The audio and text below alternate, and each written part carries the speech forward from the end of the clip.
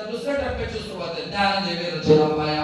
ज्ञानवरांनी वारकरी संप्रदायाच्या पाया रचला अशी तुमची माझी प्रत्येकाची प्रार्थना आहे. पण ज्ञानवरांनी पाया रचला म्हणजे नेमकं ज्ञानवरांनी वारकरी संप्रदायाकरता काय केलं? ज्ञानवरांनी संप्रदायाला भव्यता दिली, ज्ञानवरांनी संप्रदायाला दिव्यता दिली, ज्ञानवरांनी संप्रदायाला सैव्यता दिली, ज्ञानवरांनी संप्रदायाला अविरता दिली, ज्ञानवरांनी संप्रदायाला तरलता दिली, ज्ञानवरांनी संप्रदायाला अखंडता दिली.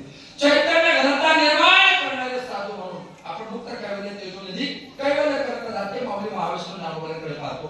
ज्ञानोबांनी वैभव तुमच्या माझ्या प्रत्येकाच्या पदरामध्ये टाकायचं काम केलं. भव्यता ही भौतिक असते आणि दिव्यता ही तपस्थलीने असते.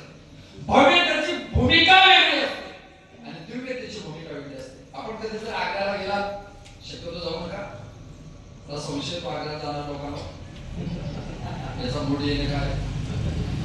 आग्र्याला जर गेला तर असं म्हणतात आग्र्याचं बांधकाम पहिलं की माणसाला मान वर करावी लागते, त्याला बांधकामाची भव्यता म्हणतात. आग्र्याचा ताजमहल पाहताना माणसाला मान वर करावी लागते, याला भव्यता म्हणतात. आळंदीला माऊलीच्या मंदिरात गेलं तो वाकून दर्शनाला जावं लागतं, याला परमार्थाची दिव्यता म्हणतात.